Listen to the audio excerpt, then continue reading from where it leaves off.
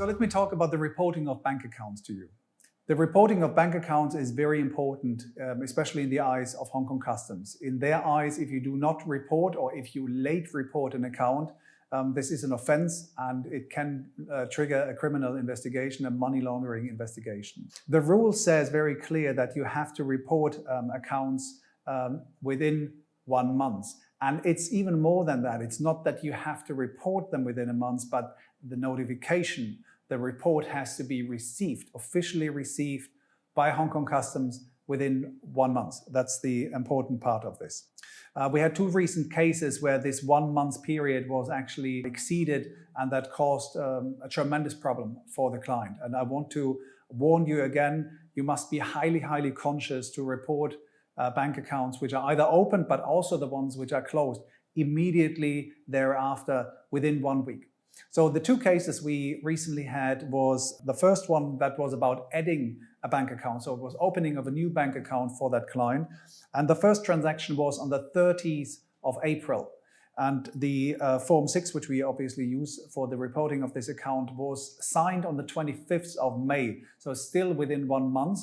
And it was shipped off, but it was received by Hong Kong Customs on the 3rd of June. So between the 30th of April and the 3rd of June, this is more than 1 month, hence it triggered on this one. Now the penalty is usually just the last consequence that you have, but what's much more important and disturbing is the money laundering investigation that is triggered by this. The second case was actually an account that was removed, which means the relationship with the bank had ended. And the client had the last transactions on the 4th of May and signed Form 6 on the 18th of May and shipped it off.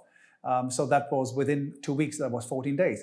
But the problem was that the notification was received by Hong Kong Customs just on the 18th of June. That is 1 month after Form 6 was signed and shipped off.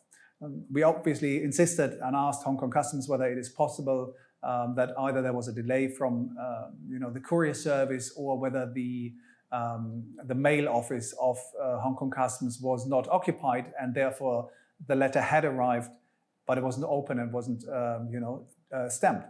But they said, no, there's 3 people every day who open any mail that arrives, so that cannot be the case.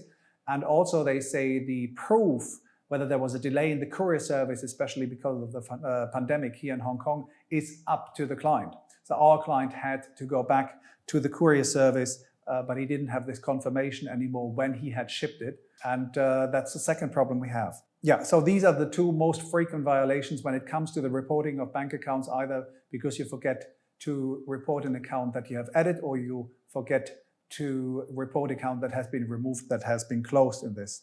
And just to emphasize this again, this is a severe violation of the guidelines and requirements from Hong Kong Customs, and it will trigger either a penalty, if you're lucky, only a penalty, or a money laundering investigation.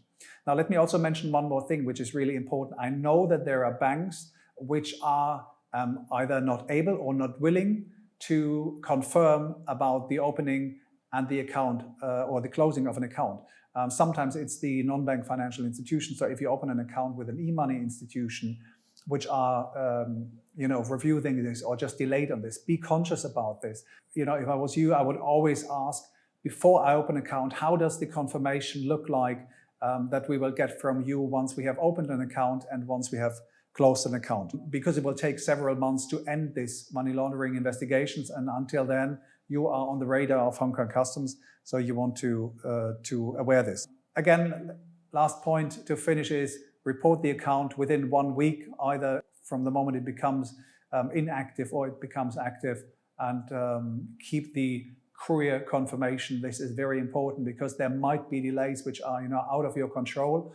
But if we haven't really discussed this with Hong Kong Customs yet, but if we get the opportunity to be heard in this case and can prove that the courier service, promised usually a shipment takes 2-3 days, and it took through 2-3 weeks, this might then, reduce the penalty if it is imposed.